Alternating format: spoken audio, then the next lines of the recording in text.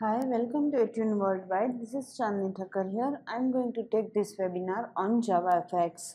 On behalf of Etune family, I welcome you all. In this particular webinar, we are going to talk about few topics like web application and its limitations, rich internet application, then we will have introduction to JavaFX, then we are going to talk JavaFX scene graph, and then we will see how to run JavaFX application with FXML file. And in last, you will have time for your queries. So please pay attention, and you can ask queries in last if you have, we will have time for it. So let's start with traditional web application. Till now you might have used traditional web application and you might be aware about traditional web application. In traditional web application, the client sends request to server, the server handles the request. Your application is at server side. The server handles the request and it sends response back to the client side. At the client side, page is reloaded after each and every response. That is the architecture of traditional web application. Traditional web application have some limitations. For example, in traditional web application, data resides on server side, so offline usage is not possible. Plus, all validation and preparation of data can be done only at server side. A client cannot do data validation. In traditional web application, there is only one controller at the server side that handles the page. So at each user interaction, the whole page is reloaded. A partial page refreshment is not possible in traditional web application. To overcome all these limitations, a new kind of web application came up. They are rich internet application. Rich internet applications are a web application. The word rich is used to for the difference to the earlier generation of web application. To take your attention to the difference, the word rich is specially used. A rich internet application is a web application designed to deliver the same features and functions normally associated with desktop application. On the client side, rich internet provides a similar look and feel as of desktop application. Even though it is a web application, at the client side it will look like a desktop application. Now let's see how rich internet application works and how the advantages are we can get from rich internet application. Rich internet application generally spread the processing across the internet divide by locating the user interface and related activities and capabilities at the client side and data manipulation and operation on the server side. Here, data can be processed by both the client and the server. The client will manage data and process both, so network traffic is ultimately reduced. The advantage of distribution of data in the client side and server side are offline usage and validation and preparation of data on the client side. In your traditional web application, processing is not done at the client side. Database validation is also not done at the client side. But in rich internet application, that can be done at the client side.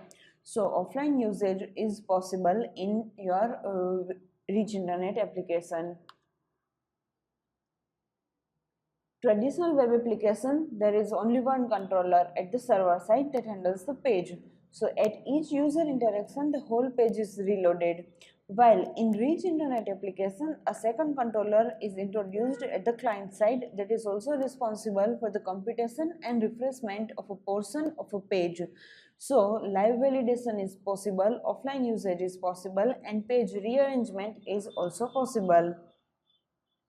The client will also have a controller at the client side that can also handle the page. So page rearrangement or partial page refreshment also can be done at the client side.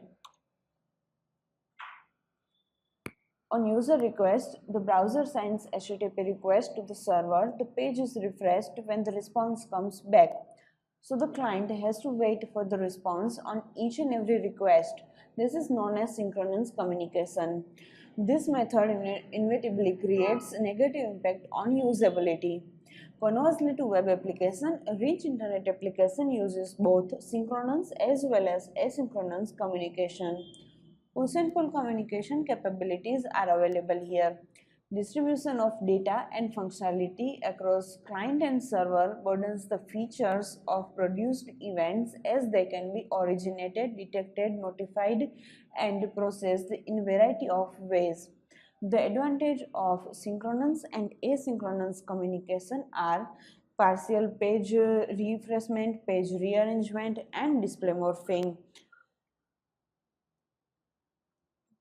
So this were the advantages of rich internet application. We have seen the limitations of traditional web application, and to overcome we have seen the advantages of rich internet application. Once again, on behalf of Attune family, I welcome you all, those who have joined right now. For them, this is Chandni Thakkar here. I'm taking webinar on JavaFX. We have talked the limitations of traditional web application and advantages of rich internet application. Now, let's move to JavaFX. If you are a regular developer, you might be aware about some frameworks to create a web application or say a traditional web application. Now, to create a rich internet application, there is a framework known as JavaFX. Now, let's see what is JavaFX. JavaFX is a set of graphics and media packages for developers to create a rich internet application. Project development lifecycle includes design, create, test, debug, and deploy these phases of project. Developer can use JavaFX for all these phases. JavaFX script has been scrapped by Oracle, but development is still going on and on. They are always trying to improve something. Now let's have introduction to the features of JavaFX. The first one is JavaFX script. Before version 2.0 of JavaFX, developers used a statically typed declarative language called JavaFX script to build the JavaFX applications. Because JavaFX script was compiled to Java bytecode, programmers could also use Java code. JavaFX application could run on any desktop that could run Java SE, or any browser that could run Java EE, or any mobile phone that could run Java ME. JavaFX 2.0 and later is implemented as native Java library, and applications using JavaFX are written in native Java code. So if you are familiar with Java and you are working in JavaFX, you will feel like working at home because most of the syntax are same as of Java. Java API. JavaFX is Java library that consists of classes and interfaces that are written in native Java code. So almost all the syntax and all the classes are same as of Java. Now let's talk about one of the more important features, that is drag to install. For the end user, it is drag to install. That means it allows them to drag a JavaFX application running in a browser and drop it into their desktop. The application will not lose its state or context even after the browser is closed. An application can also be relaunched by clicking on the shortcut that gets created automatically on user's desktop. If you are familiar with Java has security reasons, and applet behavior will not allow you to make changes on the client's desktop. While here it is possible to drag any application and drop on your desktop and directly relaunch it.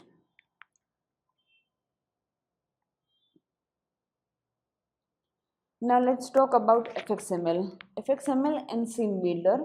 FXML is an XML based declarative markup language for constructing a JavaFX application user interface. A designer can code in FXML or use JavaFX Sim Builder to interactively design the graphical user interface. To do GUI, FXML is used. If you are familiar with GUI, if you have created GUI in Java or any other programming language, for them FXML is and especially is using scene builder is very much easy. Scene Builder generates FXML markup language that can be ported to an IDE where a developer can add business logic. You can use Scene Builder to create GUI. Scene Builder is automatically going to create FXML, that means code just similar to XML, and that code can be directly added to an IDE like Eclipse or NetBeans or whatever you are using, and in that your developer can add a business logic. Now let's talk about web view. It is also one of the most important features of JavaFX. We can say a web component that uses WebKit HTML technology to make it possible to embed web pages within JavaFX application. JavaScript running in a web view can call Java API, and Java API can call JavaScript running in a web view. Now there is swing interpretability. Existing swing applications can be updated with new features of JavaFX such as rich graphics, media playback, and embedded web content. Now let's go a little bit offbeat here. According to official website of JavaFX, Oracle states that JavaFX is going to replace Swing very soon, but however, still it has not replaced completely. It will be possible in little near future. Then let's talk about built-in UI controls and CSS. JavaFX provides all major UI controls required to develop a full-featured application. Components can be skinned with the standard web technology such as CSS. Now, you might be aware about multi-touch technologies. There are different technologies for multi-touch with coding of Java also, and there are different technologies in multi-touch. JavaFX also supports multi-touch. JavaFX provides support for multi-touch operations based on capabilities of underlying platform. Now, after all this, we can say only one statement. JavaFX is Java's next generation graphical user interface toolkit. There are so many packages, so many classes inbuilt available for animations and media and GUI. Once again, for those who have right now joined, welcome to the webinar. Myself Shani Thakkar. I am taking this webinar on JavaFX. We have talked about traditional web application, its limitations, and introduction to JavaFX. Now we are going to talk about JavaFX scene graph. Now, what is scene graph? Scene graph is nothing but a hierarchical tree of nodes that represent all of the visual elements of application's user interface. A scene graph of JavaFX application can be thought of as a family tree of visual elements. Visual elements, for example, UI controls, 2D shapes, images, etc. JavaFX.scene API allows the creation and specification of several types of contents such as nodes, states, and effects. Now let's see what are nodes. Nodes are nothing but shapes, images, media, embedded web browser, text, UI controls, charts, groups, containers, etc. There is one more keyword, state. State is nothing but transforms or say positions and orientation of nodes, visual effects, and other visual state of the content that can be defined as a state. Then there is effects, some objects that change the appearance of the scene graph nodes such as blur, shadow, color adjustment.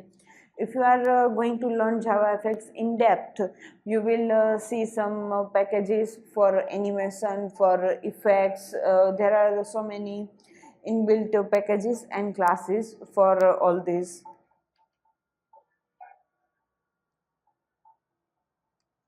Now let's have understanding of this graph.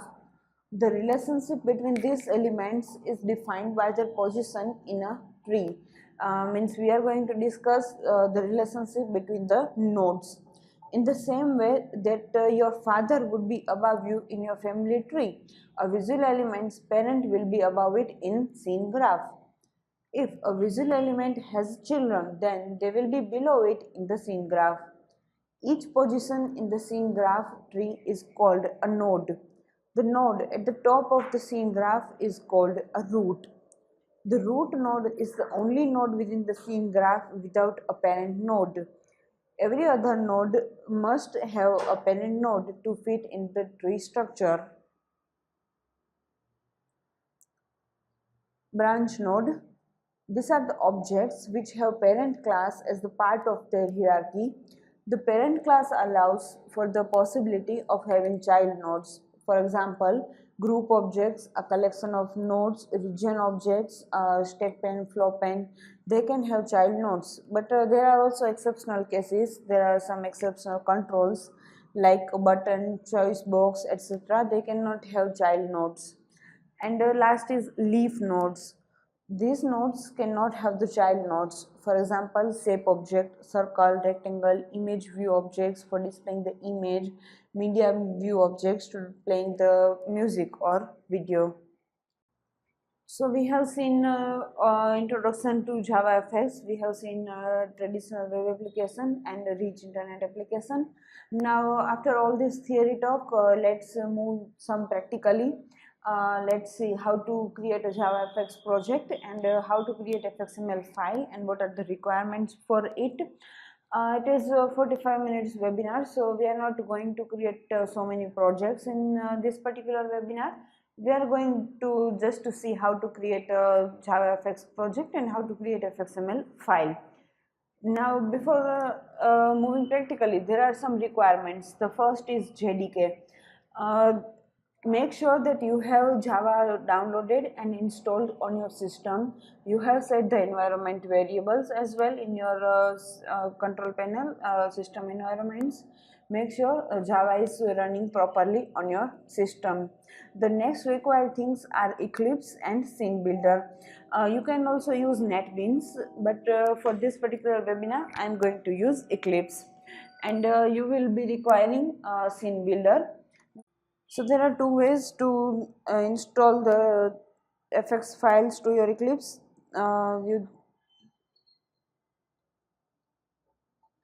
So let's start with Eclipse. I have also mentioned the link.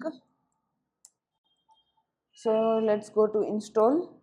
Here you can see there are two ways. You can directly download and you can add the plugins. You can go to here and you will see here is direct download link, and here is way that open your Eclipse, and from help you can add. Let me open my Eclipse.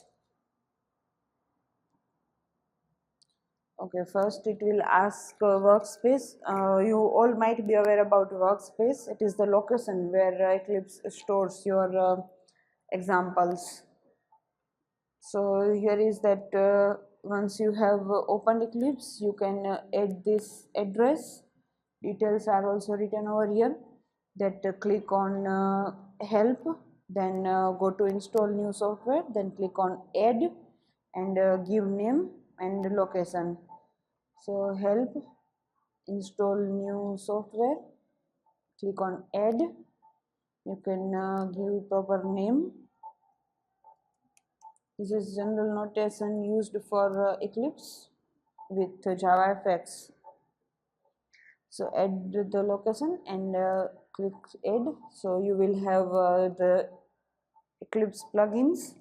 So just click next and finish. I already have installed it, so I'm not going to install it. It is very simple.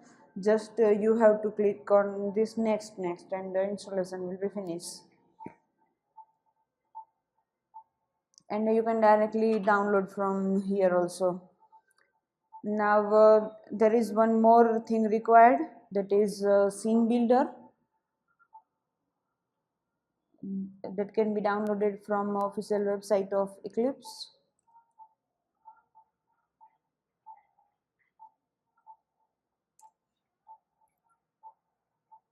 So you can see here scene builders releases are mentioned and operating system is also mentioned. You just have to accept this license agreement, and according to your operating system you can directly download. I have Windows, so I have downloaded this. Now once you have downloaded, you just have to click next. Installation is again very simple with installation wizard. I already have installed, so I'm not going to install it again. It is very much simple. You just have to start the installation and press next, nothing new. You might be aware about basic installations. So after doing all these installations, also make sure you have Java, you have Eclipse, you have Scene Builder. Once Scene Builder is installed, your shortcut will be created over here. You can see, and if you have checked that create shortcut, then only. Otherwise, you can make sure that Scene Builder is working properly or not. Now let's see how to create a JavaFX project. File, new. I'm clicking on other and write down JavaFX. So here is option JavaFX project. Next, I'm giving a name demo project, and I'm not going to do any additional configuration as it is a very basic example, so I just clicked finish. So my JavaFX project is created over here. You can see there is a file inbuilt. There is a main file which has some predefined coding, border pane, scene, primary stage, and to explain each and every keyword that is not possible for this particular webinar. If possible, we will see sometimes in future. When you run, you will get a blank screen. Now let's just see how to add a FXML file. So right click, new, once again other, just write fx. So here is option new FXML document. Next, I'm giving name my first FXML file and finish. So here you can see there is XML coding over here, that is FXML file. If you are familiar with XML, you can do coding over here for your GUI. Otherwise, there is a better option for you to create a GUI. Right click on your file and open with Scene Builder. Once you have Scene Builder installed, you can open in Scene Builder also. So here you can see your Scene Builder is there.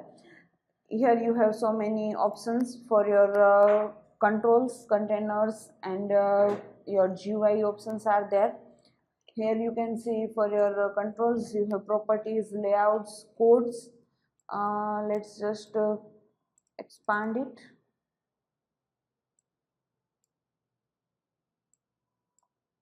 So you can drag the items here. Okay, I'm going to add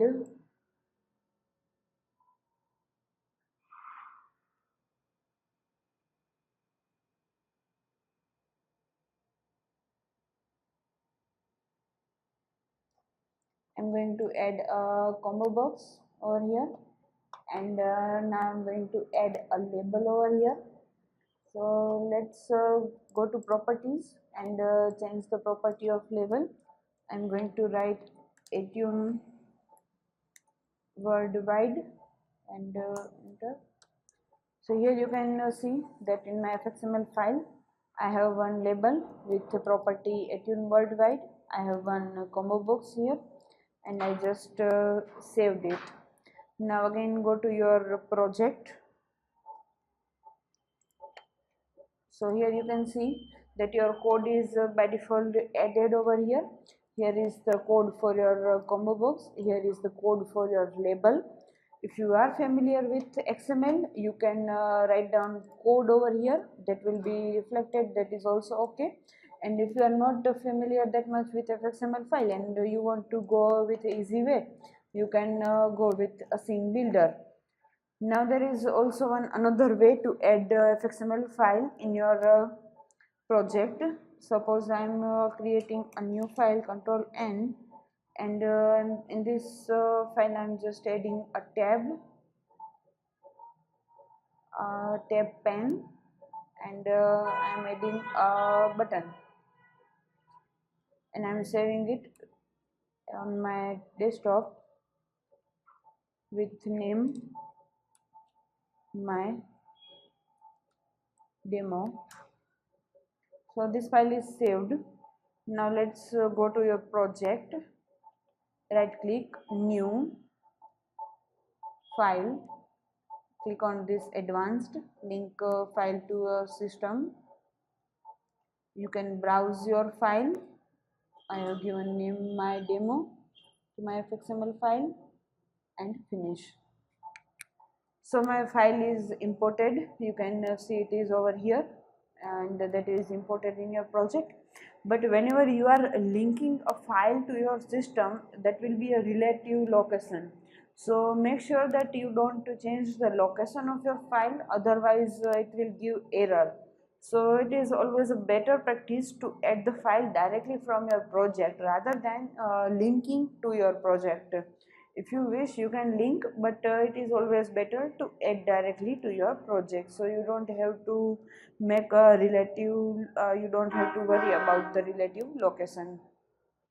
Meanwhile, in my PPT, I'm going to send this PPT in follow-up mail as well as recording with PDF. In PPT, I have a few links. So there is a link for animation, there is link for collections, JavaFX collections, observable list, and map. That is also one of the important point in JavaFX collection. You can download, you can read this. These both are blogs. Here are ebooks, and I'm going to send this webinar also. So we have covered almost all the topics. First we have started with traditional web application, its limitations. Then we have seen rich internet application. We have seen JavaFX features. Then we have created JavaFX project, and we have seen requirements for JavaFX. Now we have left a few time for your questions. I have already mentioned previously that in last you will have time for your questions, so you can ask question if you have. We have left some time for your questions, so you can ask question if you have.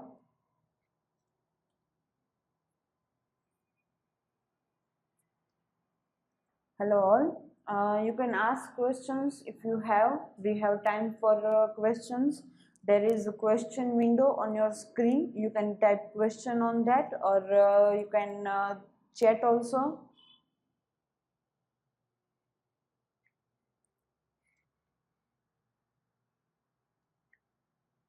Okay, so I think there are no questions for this particular session. I hope you enjoyed learning. We should finish our webinar over here. We have covered all topics. Thank you so much for joining the webinar on behalf of Attune family. I thank you to all. I hope you enjoyed learning. I hope you learned something. We are going to do so many webinars in future, so stay tuned. We are going to send the follow-up mail very soon. Thank you. Thank you so much once again. Have a good day. Thank you.